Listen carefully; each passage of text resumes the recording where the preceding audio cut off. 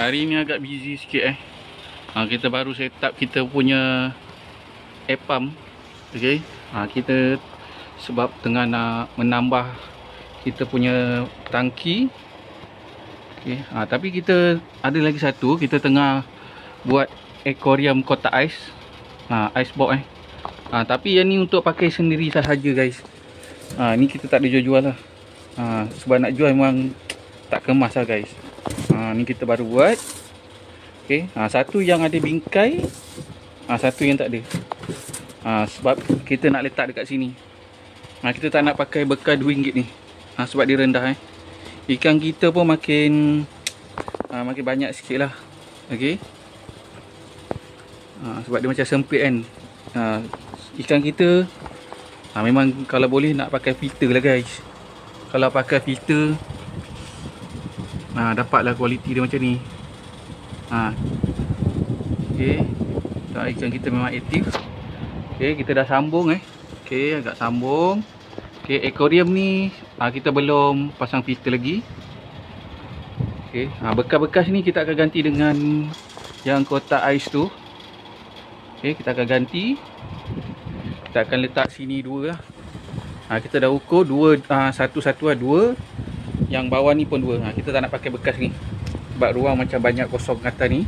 So biar air dalam sikit, sebab nak pasang filter. Okay, ni kan pola kita, blue pola kita. Dia pun tak ada filter. So kita akan tambah filter. Okay, kita dah tarik dah. Okay, dekat sini pun baru kita pasang. Kalau ada filter, ikan lagi suka lah guys. Okay, ikan lagi happy. Lepas tu kualiti air pun okey lah, nampak lagi elok sikit. Kalau tak ada, kesian pula kan. Yang ni pun kita baru cat. Okay, mungkin besok petang kita dah boleh masuk air. Kita boleh tambah lagi, kita boleh pasang filter lagi guys. Kita dah siapkan tu. Nanti kita tarik dekat sini. Okay, yang ni pun kita akan pasang jugalah. Yang ni ya agak busy guys kalau korang nak beli aquarium, tengok dekat kita punya TikTok shop ataupun dekat Oren Okay, kita tengok yang dekat luar yang kita dah tengah cat.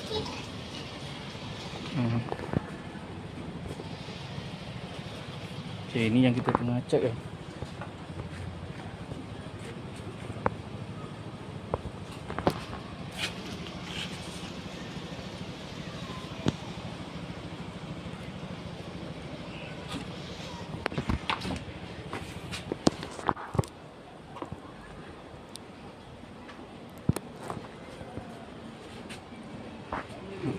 Okay, yang ni kita kata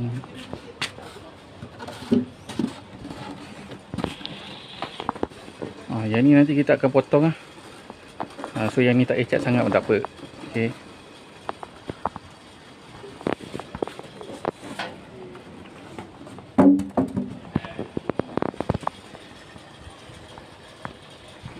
kotak ais kita pun banyak guys. So kita tak nak pakai bekal RM2, kita nak buat DIY sendiri.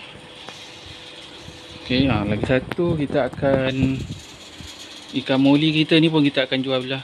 Kita tak nak beli ikan moli ni. So kalau korang berminat boleh PM kita. Okay guys, kalau nak beli aquarium pun roger kita Thank you guys. Kita akan update lagi. Thank you. Timnya pun kita buat.